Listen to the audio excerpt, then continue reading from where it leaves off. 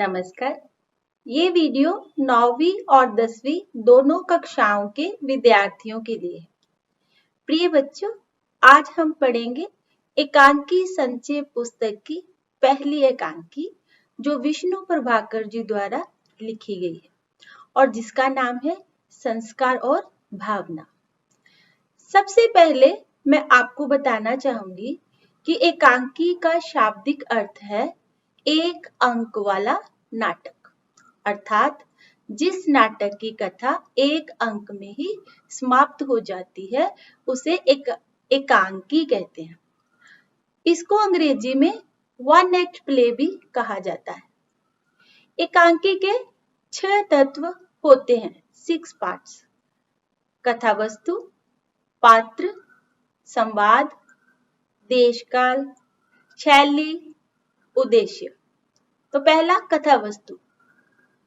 कथा वस्तु क्या है? एकांकी का कथानक, एकांकी की कथा। पात्र क्या है? Actors, characters. नाटक की मूल घटनाएं और अनुभूति इन्हीं के द्वारा प्रकट होती है। संवाद, दो पात्रों की पारस्परिक आपस की बातचीत। फिर आएगा देशकाल, जिस स्थान से संबंधित कथा हो, जैसे गोवा से संबंधित है, हिमाचल से संबंधित है, फिर उसी के अनुरूप वातावरण दिखाना होता है। 5वां है शैली, एकांकी को प्रस्तुत करने का ढंग। 6ठा है उद्देश्य, हर एक एकांकी का एक निश्चित उद्देश्य होता है, अर्थात वह एक मैसेज, एक संदेश देती है। अभी आज हम जो एकांकी पढ़ेंगे उसका नाम है संस्कार और भावना। अभी पहले आप ये बताइए कि संस्कार क्या होते हैं? आप थोड़ा सोचें और बताएं। ठीक है, मैं बताती हूँ। आपने बहुत बार सुना होगा ऐसे कहते हुए कि अरे बहुत अच्छे संस्कार दिए हैं उन्होंने अपने बच्चों को, या फिर बचपन में ही उसको सही संस्कार नहीं मिले इसीलिए वह ऐसा है। देखा दोनों सेंटेंस? अगर हम ध्यान से सोचें या देखें तो इस जीवन में हमारी बहुत सी आदतें अच्छी होती हैं, लेकिन जाने अनजाने में जो हमारे आसपास होता है, घटनाएं घटती हैं, हम उनसे बहुत कुछ ग्रहण कर लेते हैं।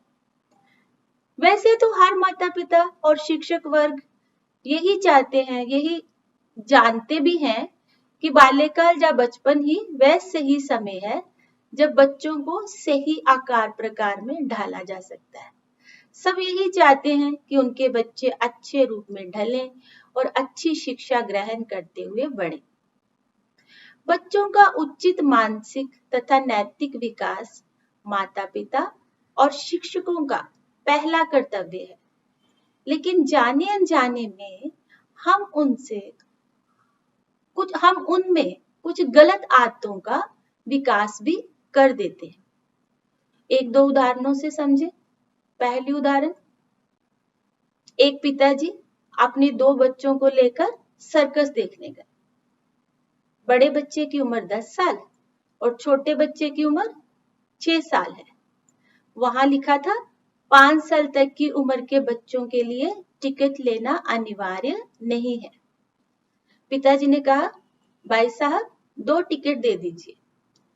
आगे जाकर बच्चों से कहा, देखा मैंने पैसे बचा लिए।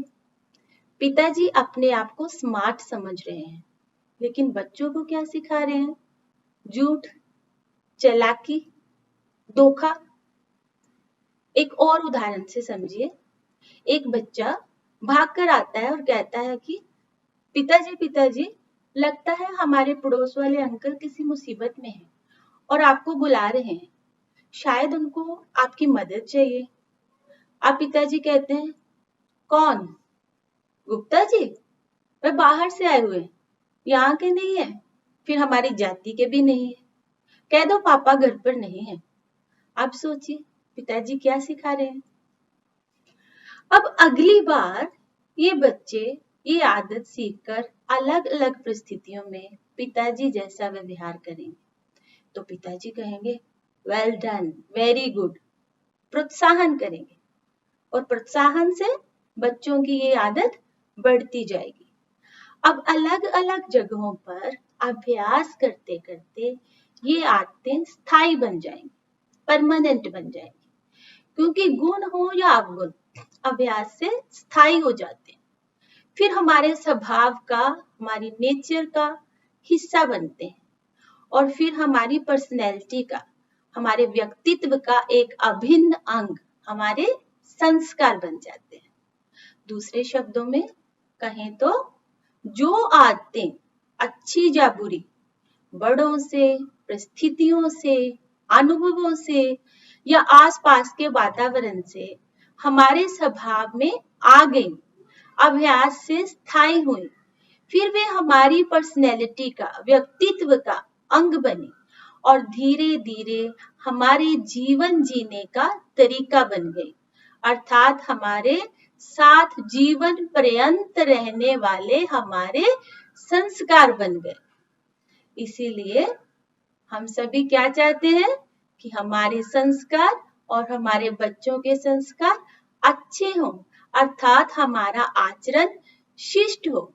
हम अपने बच्चों में बड़ों का सम्मान, महिलाओं का सम्मान, राष्ट्र का सम्मान, परोपकार, नम्रता, सहानुभूति, सबके लिए शुभ भावना, शुभ चिंतन, दूसरों को ठेस न पहुंचाना, भावार्थ सकारात्मक सोच, पॉजिटिव थिंकिंग, अर्थात अच्छे संस्कारों का विकास करना चाहते हैं। दूसरी तरफ हमें ध्यान रखना है कि उनमें गुस्सा, लालच, डर, जाति, रूप, रंग या धर्म के आधार पर भेदभाव करना या नकारात्मक सोच जैसे संस्कार विकसित ना हो। तो आप समझ गए ना संस्कार क्या है, याद रहेगा। तो अब आ जाए भावनाओं पर। हमारी एकांकी है संस्कार और भावना। तो भावना, भावनाएं जिनको हम इमोशंस या फीलिंग्स भी कहते हैं, जब हम इमोशनल होते हैं तो कहते हैं ना कि मैं भावनाओं में बह गया और सही और गलत सोच ही ना पाया। इसका मतलब भावनाएं बहुत प्रबल, स्ट्रांग होती हैं और हमें कमजोर बना देती हैं। ज्यादातर तो भावनाओं की संस्कारों पर भी जीत हो जाती है। ऐसा ही कुछ सुनते हैं हम अभी एकांकी संस्कार और भावना के कथानक में। ओके, कथानक कहने से पहले मैं आपको एकांकी के पात्रों से परिचित करवाती हूँ। सबसे पहले है माँ। माँ पात्र है जो वह जाति पाति, ऊंच नीच और छुआछूत के संस्कारों में जकड़ी हुई महिला है। जकड़ी हुई अर्थात बंधी हुई। अतुल माँ का छोटा पुत्र है। उमा अतुल की पत्नी है और मिश्रानी एक ब्राह्मण स्त्री जो खाना बनाती है, उसको मिश्रानी कहते हैं। अब मैं आपको विस्तार से कथानक कहती हूँ। एक मध्यम वर्गीय परिवार में माँ अपने पुराने संस्कारों से बंधी हुई थी। वह जाति पाति, ऊंच नीच और छुआछूत में बड़ा विश्वास करती थी। अपने पुराने संस्कारों की रक्षा करना और उनका पालन करना वह अपना धर्म समझने लगी थी। संस्कारों की दास्तां ने उसे अत्यंत निर्मम बना दिया था। संस्कारों की स्लेवरी ने उसे बहुत ज्यादा कठोर बना दिया था, दिल की कठोर। उसके 2 पुत्र थे, अविनाश और अतुल। अविनाश बड़ा था और अतुल छोटा। अविनाश ने एक बंगाली लड़की से प्रेम विवाह किया था, पर उसकी मां विजातीय बहू को ना अपना सकी। इसका परिणाम ये हुआ कि अविनाश अपनी पत्नी के साथ अलग रहने लगा। मां अपने छोटे बेटे अतुल और उसकी पत्नी उमा के साथ रहती थी, पर बड़े बेटे का अलग रहना उसके मन को कुचोटता रहता था। किंतु पुराने संस्कारों की जकड़न के कारण वह विवश थी, मजबूर थी। एक दिन उमा, जो अतुल की पत्नी है, घर के आंगन में पलंग पर लेटी हुई एक पुस्तक पढ़ रही थी। वह कुछ सोचने लगी और सहसा अचानक उसके मुख से निकला कि हम जिन बातों का प्राण देकर भी विरोध करने को तैयार रहते हैं, प्राण देकर भी पूरी ताकत से, पूरी शक्ति से विरोध करने को तैयार रहते हैं, एक समय आता है जब वही बातें हम चुपचाप स्वीकार कर लेते हैं। इसी समय मां ने घर में प्रवेश किया। उनकी आंखों में पीड़ा झलक रही थी। उन्होंने भर्राए स्वर में, रोते हुए स्वर में उमा को बताया कि पिछले महीने अविनाश बहुत बीमार रहा। उमा द्वारा ये पूछे जाने पर कि भाई साहब की बीमारी का कैसे पता चला, वे बोली कि वे कुमार के घर गई थी, उनके पड़ोसी के घर। वहां उनकी मिसरानी ने, जो ब्राह्मण स्त्री उनके घर में खाना बनाती थी, उन्होंने बताया कि उनका बड़ा बेटा तो मरते मरते बचा है। वे उमा से बोली कि मिसरानी की बात सुनकर उन्हें बड़ी लज्जा आई, शर्म आई। ये कितने दुख की बात है कि उनका बेटा बीमार हो, मतलब माँ का बेटा बीमार हो और माँ को बेटे की बीमारी का पता तक न चले। वे आंखों में आंसू भरकर बोली कि बचपन में यदि कभी भी अविनाश को, उसके बेटे को खांसी भी हो जाती थी तो वे कई कई दिन खाना पीना छोड़ देती थी।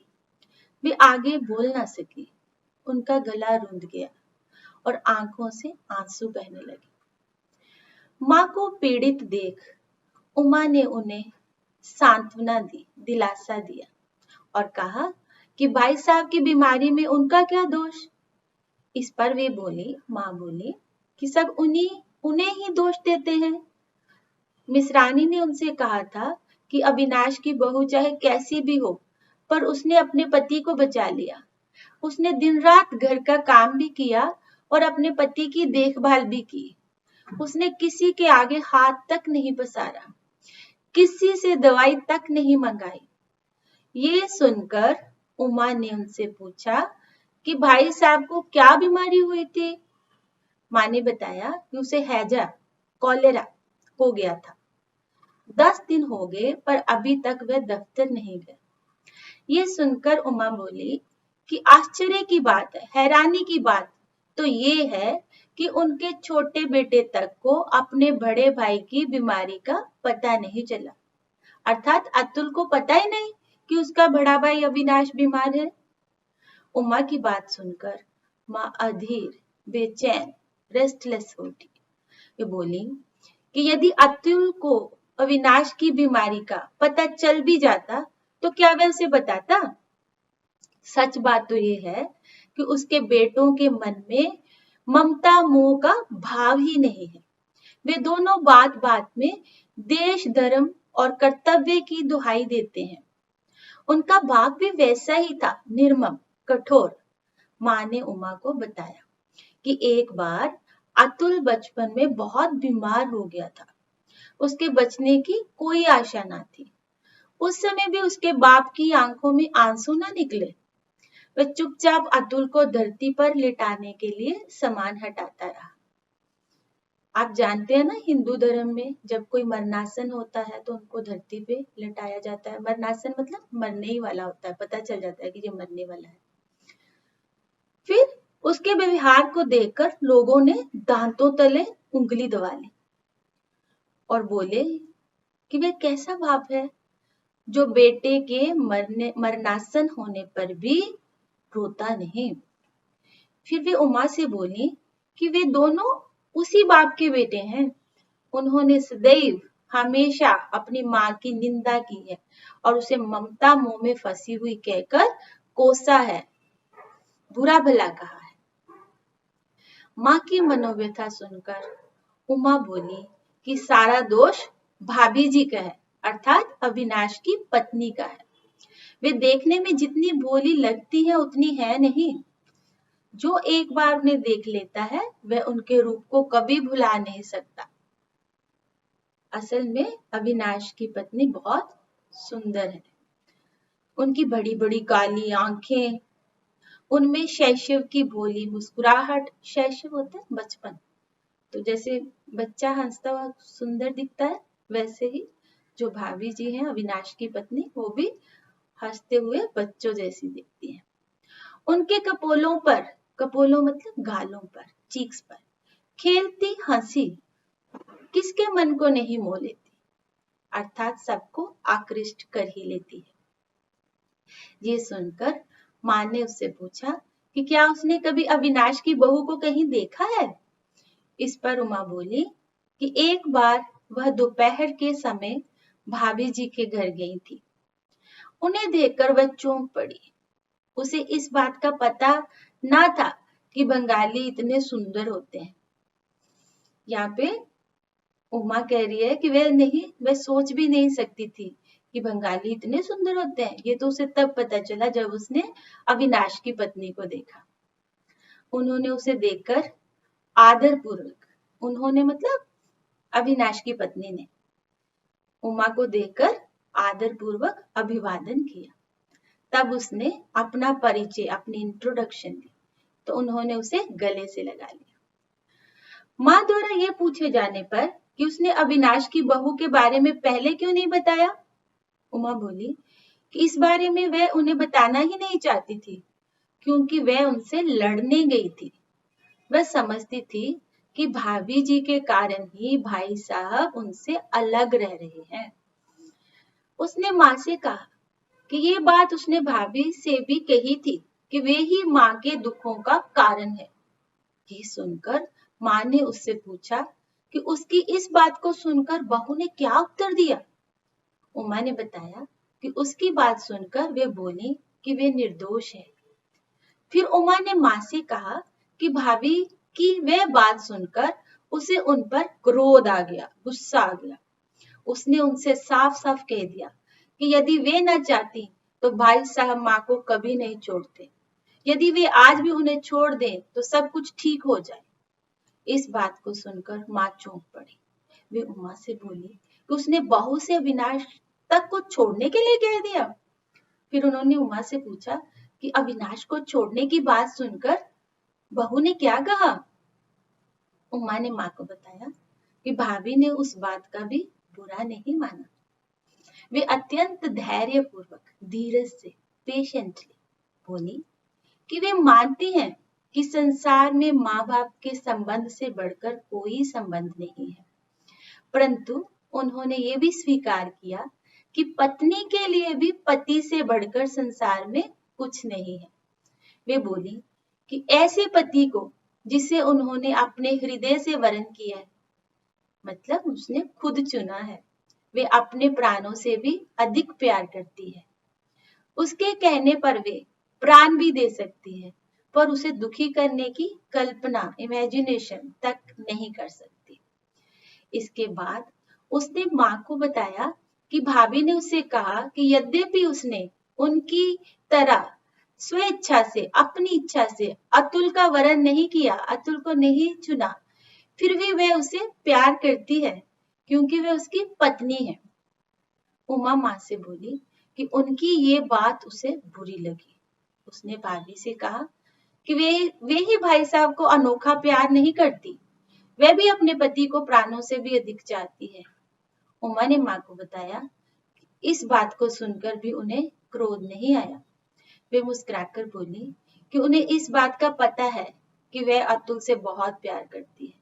यदि ऐसा ना होता तो वह उसके पास कभी ना आती। उमा ने मां से कहा कि फिर भाभी ने ही उसे ये बात भी बताई कि अतुल भी उनके घर आता है। अतुल के वहां जाने की बात सुनकर मां चौंक पड़ी। उन्होंने उमा से पूछा कि क्या वह कभी अविनाश के घर गया है। ये सुनकर उमा बोली कि जब उसने यही बात भाभी से पूछी तो वे बोली कि इसमें घबराने की कोई बात नहीं। अतुल वहां अपने भाई के पास नहीं, अपितु अपने दफ्तर के काम से आता है। उमा ने मां को यह भी बताया कि जब भाभी ने उससे पूछा यदि कोई कहे कि अतुल की माँ उसके विवाह से अप्रसन्न है, खुश नहीं है, तो क्या वे उसे छोड़ सकती है? तो उसे अच्छा नहीं लगा। उसने माँ को बताया कि उसने भाभी से कहा वह अपने पति को कभी नहीं छोड़ सकती। उसका उत्तर सुनकर भाभी मुस्कुरा उठी। फिर उन्होंने उससे कहा कि वह बेकार के पचड़ों में ना पड़े और भीतर चलकर आराम से बैठे। उमा ने माँ को बताया कि वह भाभी के निमंत्रण को स्वीकार न कर सकी। उसका उत्तर सुनकर भाभी मुस्कुरा उठी। फिर उन्होंने कहा कि वे बेकार के पचड़ों में बातों में ना पड़े और भीतर चलकर आराम से बैठे। उमा ने माँ को बताया कि वे भाभी के निमंत्रण को स्वीकार न कर सकी।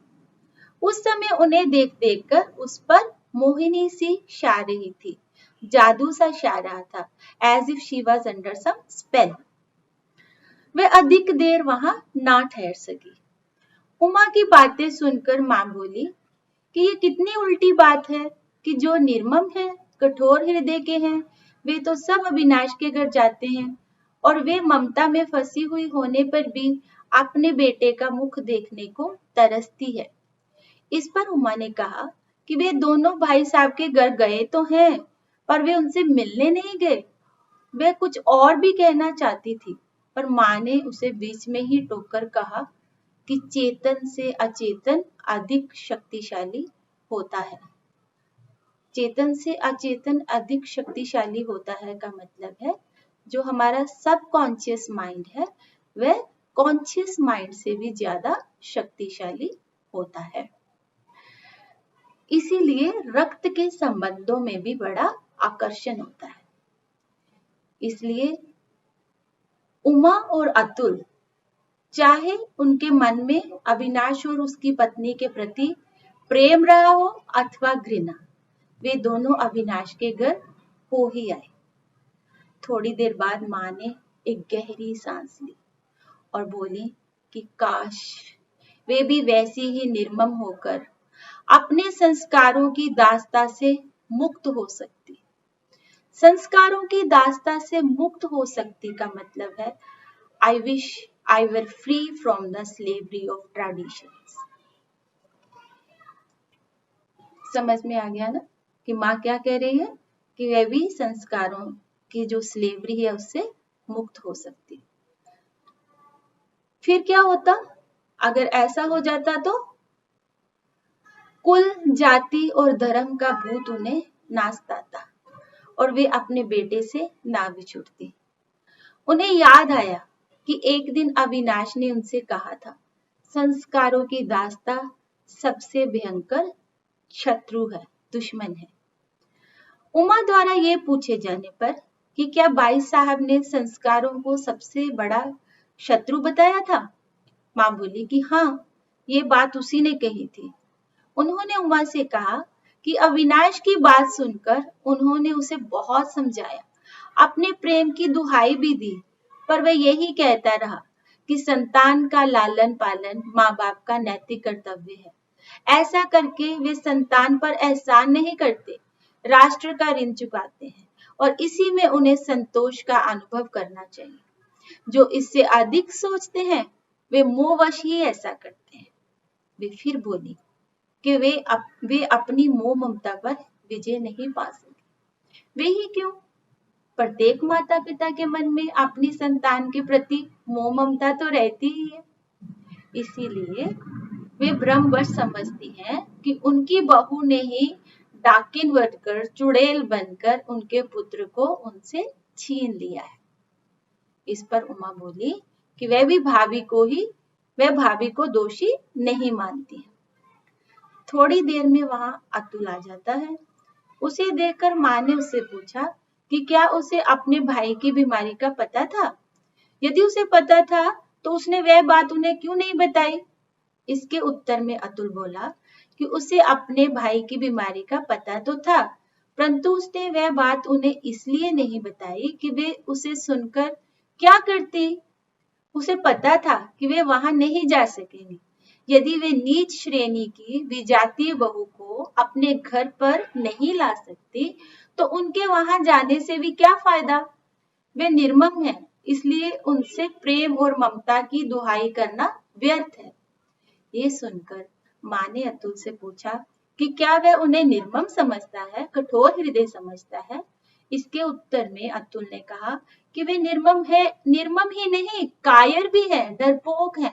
वे जिन संस्कारों में पली हैं, उन्हें तोड़ने की शक्ति उनमें नहीं है। अतुल की बात सुनकर उमा बीच में ही बोल पड़ी। वह अतुल से बोली कि यदि उनकी माँ में शक्ति नहीं तो फिर शक्ति किसमें है? क्या वे अपने बीमार भाई को देखने वहां गए थे? इस पर अतुल ने कहा कि वह ये सोचकर वहां नहीं गया कि वह वहां जाकर क्या करेगा। इस बात को सुनकर माँ और उमा दोनों हैरान हो उठी। उमा क्रोध मिश्रित व्यंग से, सार्केस्टिक वे से बोली कि यदि उनके भाई की मृत्यु हो जाती तो शायद वे फिर भी वहां नहीं जाते। इन कटु वचनों को सुनकर भी अतुल विचलित नहीं हुआ। वह शांतिपूर्वक बोला कि यदि उमा भाई साहब को जानती तो वह शायद वैसी बात नहीं करती। भाई साहब उसे तो क्या, उसके द्वारा ले जाए गए डॉक्टर को भी अपने पास नहीं फटकने देते। ये सुनकर उमा बोली कि कुछ भी हो, उन्हें देखकर भाई साहब को शांति अवश्य मिलती, इसलिए उन्हें वहां अवश्य जाना चाहिए था। थोड़ी देर बाद अतुल ने उमा से कहा कि उन्हें ये बात मान लेनी चाहिए कि भाभी से बढ़कर संसार में भैया का कोई नहीं है और उनके होते हुए भैया के लिए किसी को भी कुछ करने का अधिकार भी नहीं है। ये सुनकर उमा और माँ भीतर चली गई। इसी समय वहां मिसरानी आई और उसने कुछ बातें माँ से की। माँ जब बाहर निकली तो उनके पैर डगमगा रहे थे। उन्होंने रूंधे हुए स्वर में अतुल से पूछा कि क्या उसे पता है कि अविनाश की बहू बीमार पड़ गई है और उसके बचने की कोई आशा नहीं है। ये सुनकर अतुल बोला कि उसे भाभी की बीमारी का पता होने के साथ साथ ये भी पता है कि उन्होंने अपने प्राणों की बाजी लगाकर भैया को बचा लिया था, परंतु उन्हें बचाने की शक्ति भैया में नहीं है। इस पर माँ बोली कि क्या अविनाश की बहू मर जाएगी? इस पर उमा ने अतुल से कहा कि उन्हें वहां जाना चाहिए था। अतुल उमा से बोला कि उसके वहां जाने से कोई लाभ नहीं होगा। भैया जो कहते हैं करना जानते हैं। वे किसी के आगे हाथ नहीं फैलाएंगे। वे उस फौलाद के समान है जो टूट जाता है पर झुक नहीं सकता। अतुल की बात सुनकर उमा कांप उठी। वह बोली कि यदि भाभी को कुछ हो गया तो क्या होगा? उमा के इस वाक्य को सुनकर अतुल भी घबरा उठा। फिर वह बोला कि उस बारे में सोचने का अधिकार उसे भी नहीं है। इस पर माँ बोली कि उस बारे में सोचने का अधिकार उन्हें है, मतलब माँ को है। माँ की बात सुनकर अतुल ने कहा कि वे अधिकार तो उन्हें भी नहीं है, पर यदि वे चाहें तो वे उस बारे में सोच सकती हैं। माँ स्थिति की गंभीरता को सोचकर बेचैन हो उठी। वे रोते हुए कंठ से गले से बोली कि यदि बहू को कुछ हो गया तो अविनाश नहीं बचेगा।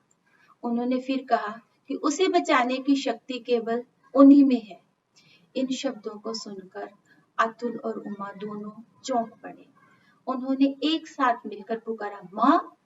ऐसा लगा कि जैसे वे माँ से कहना चाहते हो कि अब उनकी ममता की परीक्षा की घड़ी निकट आ गई है, इसलिए उन्हें देर नहीं करनी चाहिए। माँ जैसे सब कुछ समझ गई। वे अतुल से बोली कि अविनाश चाहे निर्मम हो, कठोर हृदय हो, पर वे तो माँ है ना, वे उसके पास अवश्य जाएंगे। इन शब्दों को सुनकर उमा खुश हो गई। उसने माँ से कहा कि माँ, आप कितनी अच्छी हो।